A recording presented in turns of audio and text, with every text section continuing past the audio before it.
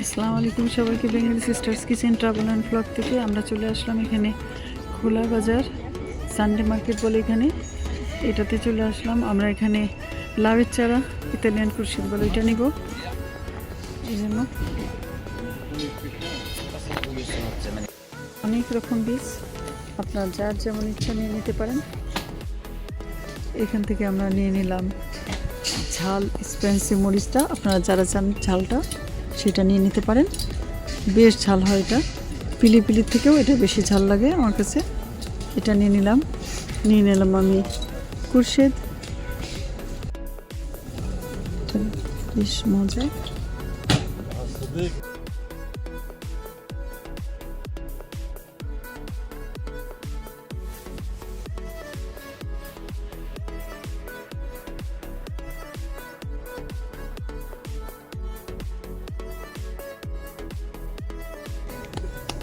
এখানে আছে সব ক্রয় দেগুলি।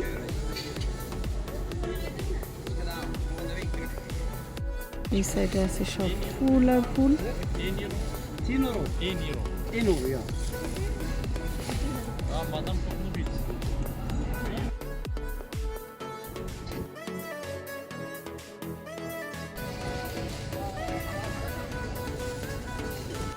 সকাল সকাল উঠে আসছি, তাও এত ভিড়।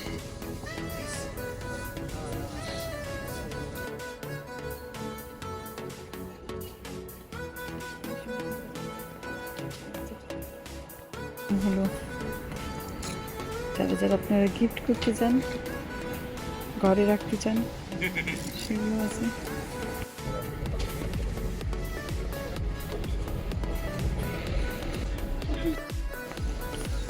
এটা হলো ইউরোপা ব্যাংকের সামনে যে দোকানটা, সেখানে আপনারা পাবেন লাউ চারাটা, অন্য কোনো দোকানে নাই এটা।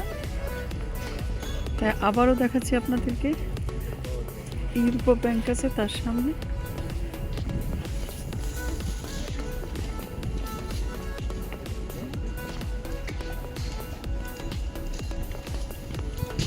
এই কতক্ষণের মধ্যেই শেষ, আমি 10 মিনিট ছিলাম, 10 মিনিটের মধ্যে এই যে আরেকজন নিয়ে নিচ্ছে, শেষ হয়ে গেল। পুরো বাগ খালি, 2 বাগ ছিল, সব খালি।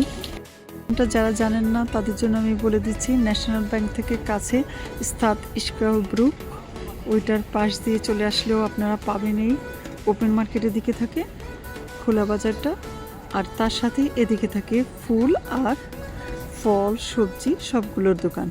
এদিকে আছে সবজি ফল ফুল, তারপরের লাইনে সব ফুল।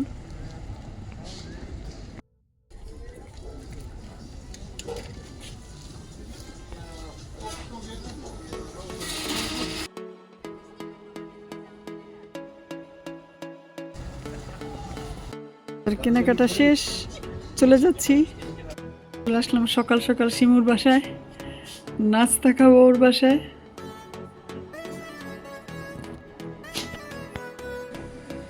ডিম ভাজি, শিমু এটা কি তরকারি? আলু মটর, আলু মটর সবজি আর সুজির হালুয়া, সুজির হালুয়া, গরম গরম পরোটা।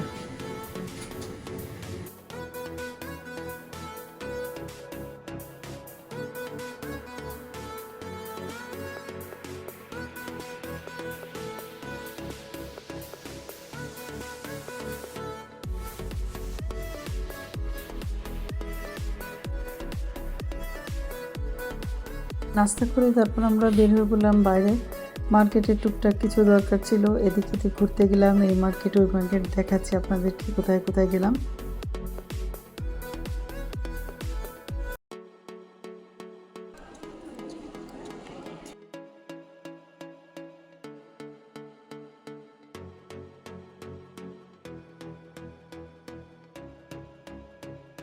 আমরা এই মার্কেট ওই মার্কেট ঘুরতে ঘুরতে অনেক দেরি হয়ে গেল, দুপুর হয়ে গেল, খিদে লেগে গেল। আমরা চলে গেলাম বর্গের হাউটে স্ন্যাক ওমারে, ওখানে গিয়ে খাওয়া দাওয়া সেরে নিলাম।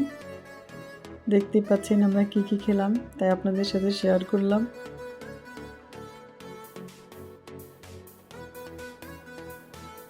খাওয়াগুলো বেশ মজাই ছিল, আমরা অনেক এনজয় করে খেয়েছি।